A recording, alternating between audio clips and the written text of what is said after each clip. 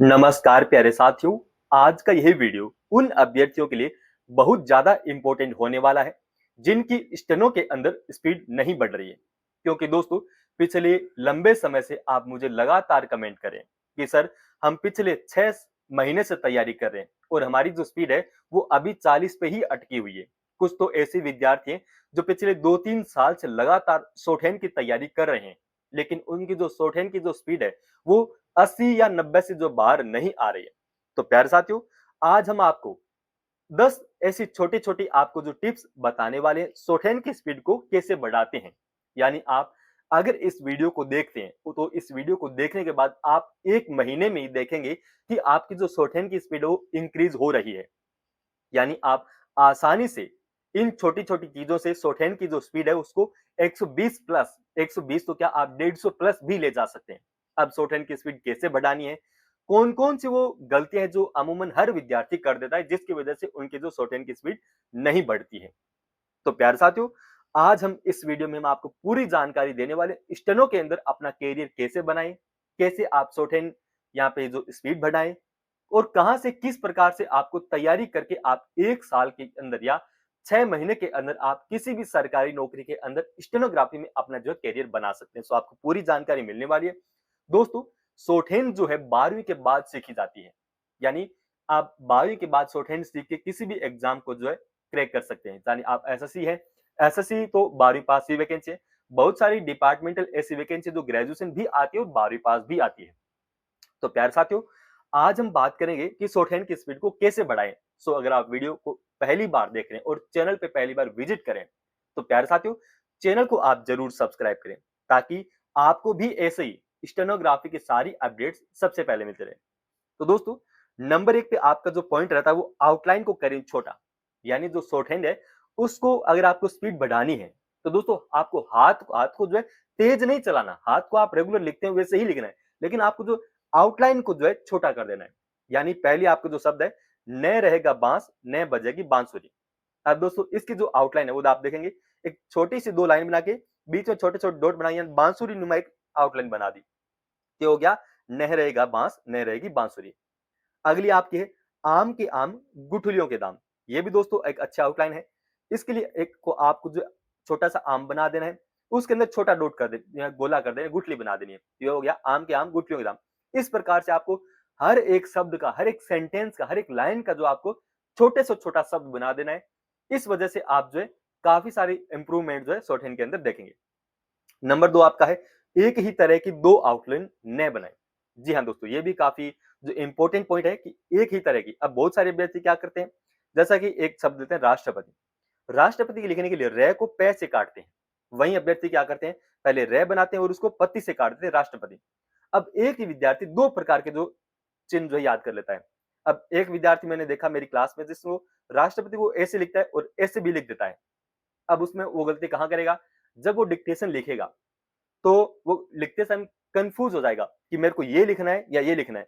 उस जगह आपके जो 1 से 2 सेकंड आपके चले जाते हैं सोचने में कि मेरे को क्या, कौन सा यहाँ पे जो राष्ट्रपति के लिए जो चिन्ह है काम में लेना है। इस प्रकार से अगर आप 2-2 शब्द बनाएंगे किसी एक शब्द के तो आप कंफ्यूजन जरूर हो जाएंगे।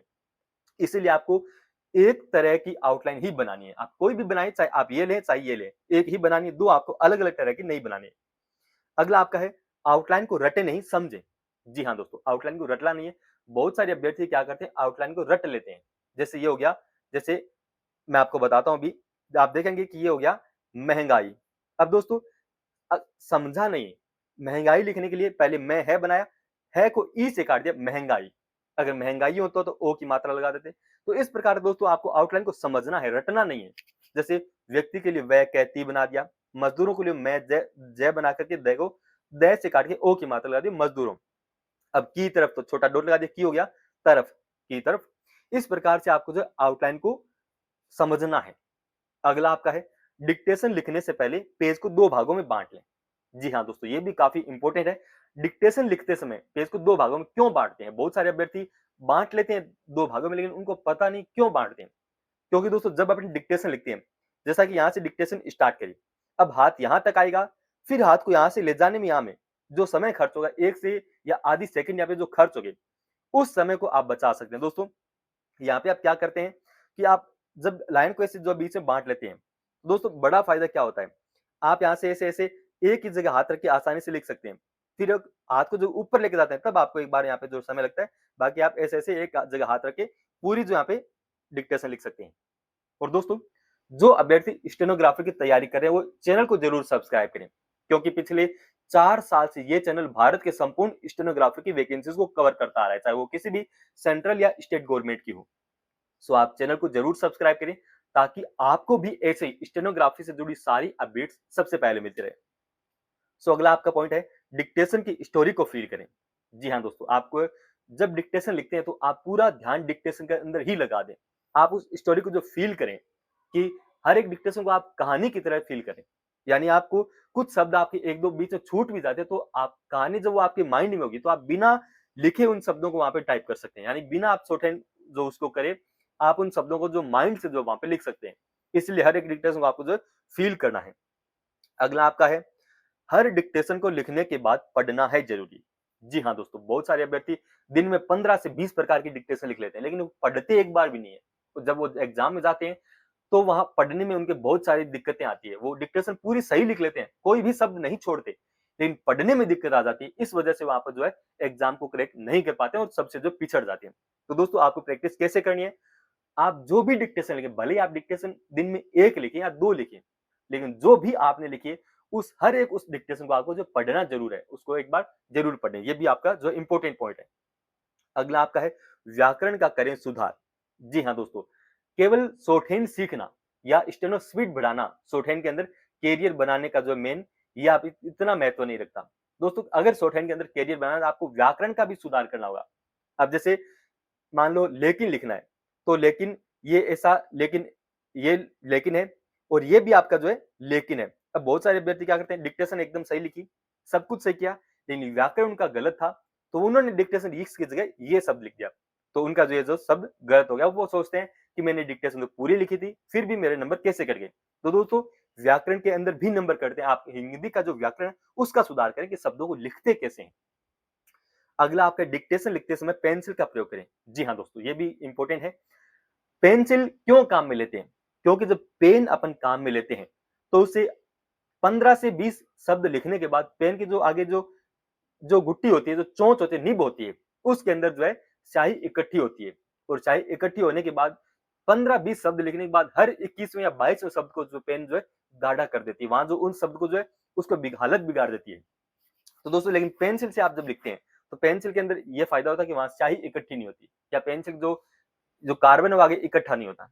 तो आप आसानी से बिना कोई शब्दों को धुंधला या बिना डायरेक्ट किए एक ही लय के अंदर, एक ही लहजे में आप उस डिक्टेशन को जो लिख सकते हैं। इसलिए पेंसिल आपके लिए बेस्ट रहती है। लेकिन बहुत सारी मैंने देखी एग्जाम में, वो अभ्यर्थी जो पेन का भी प्रयोग करते हैं, वो भी दोस्तों गलत नहीं है, लेकिन पेंसिल आपके लिए पेन से बेटर रहेगी। तो आप कोशिश करें पेंसिल से ही डिक्टेशन को लिखें।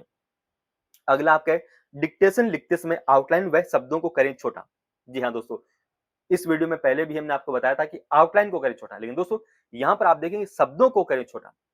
दोस्तों, आप जब भी कोई डिक्टेशन लिखते हैं तो आउटलाइन तो आपको नहीं बनानी है, लेकिन शब्दों को भी छोटा करना है। जैसे कोई एक शब्द हो, लेकिन, किंतु, परंतु, पर, और, अगर, मगर, ये जो रेगुलर वाले जो शब्द है, इनको भी दोस्तों आपको छोटा करना होता है।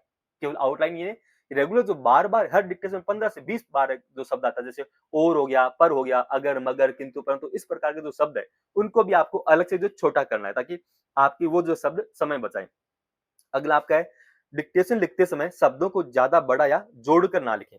जी हाँ दोस्तों, जब डिक्टेशन लिख रहे हैं तो जैसे परिवार वालों, ये इतना बड़ा शब्द हो गया परिवार वालों, बहुत सारे अभ्यर्थी क्या करते हैं, परिवार वालों लगातार साथ में लिख देते हैं, इस वजह से उनको पढ़ने में दिक्कत आती है। तो दोस्तों, आपको ये जो खास तौर से ध्यान रखना है, डिक्टेशन जब आप लिखें तो शब्दों में थोड़ा स्पेस या गैप दे, छोटे छोटे शब्द लिखें। जैसे परिवार वालों, तो परिवार अलग करो, वालों अलग करो, ताकि आप आसानी से उस डिक्टेशन को लिखने के बाद समझ सकें, पढ़ सकें। दोस्तों, अगर आप ये जो छोटी छोटी 10 बातें हैं, अगर आप इनको 1 महीने अपनाते हैं तो आप खुद मुझे कमेंट करेंगे, कहेंगे कि सर हमारी स्पीड में इस वीडियो को देखने के बाद जो काफी इंप्रूवमेंट हुआ है। सो प्यारे साथियों, अगर आपको वीडियो पसंद आए तो प्लीज वीडियो को लाइक करें और चैनल को जरूर सब्सक्राइब करें, क्योंकि दोस्तों इस चैनल के माध्यम से भारत में सबसे पहले अगर आपको डिक्टेशन प्रोवाइड करवा जाती है हिंदी की, तो दोस्तों वो ये study with HP Swami channel है। दोस्तों, हमारा टेलीग्राम चैनल भी है, स्टडी विद एचपी स्वामी। वहां पर भी हम रेगुलर काफी सारी चीजें डालते रहते हैं किसी भी एग्जाम को लेके, चाहे वो एग्जाम की डेट हो गई या रिजल्ट हो गया या नई वैकेंसी की अपडेट्स होगी, हर प्रकार की जो रेगुलर की जो शिक्षा विभाग से जुड़ी खबरें हैं वो हम रेगुलर चैनल में डालते रहते हैं, study with HP Swami Telegram channel. उसको भी दोस्तों आप जरूर ज्वाइन करें, वहां पर भी आपको काफी जो हेल्प मिलेगी सरकारी नौकरी की तैयारी करने में। और दोस्तों इस चैनल को आप जरूर सब्सक्राइब करें, वीडियो को एक बार अपने फ्रेंड्स के साथ भी शेयर करें ताकि उनकी भी जो शॉर्ट हैंड की जो स्पीड है वो इंप्रूव हो। और दोस्तों अगर आप ये 1 महीने तक प्रैक्टिस करते हैं इस प्रकार जैसे मैंने बताया, उसके बाद दोस्तों आपकी जो रिजल्ट है वो काफी शानदार रहेगा। दोस्तों रिजल्ट में आपको खुद दिखने लगेगा कि मैंने जो डिक्टेशन लिखा वो मैंने पूरा लिखा, कोई शब्द नहीं छूटा, मेरी जो स्पीड है वो भी इंप्रूवमेंट हुई, मेरी व्याकरण के अंदर सुधार हुआ, मेरे न्यू आउटलाइंस बनी, मेरे न्यू शब्दों का जो सुधार हुआ है। दोस्तों आप इस तरह से तैयारी करें, जरूर आपका जहाँ पे जो सुधार होगा। और हमारे साथ जुड़े रहिए क्योंकि इस पे रेगुलर हम जो स्टेनोग्राफर की वैकेंसीज की अपडेट्स देते हैं, तो आपको भी यहाँ पे जो है तैयारी करने का एक बेहतरीन जो प्लेटफॉर्म मिलेगा। सो आज के लिए धन्यवाद, मिलते हैं दोस्तों नेक्स्ट वीडियो में एक और बड़ी बम्पर सरकारी भर्ती के साथ।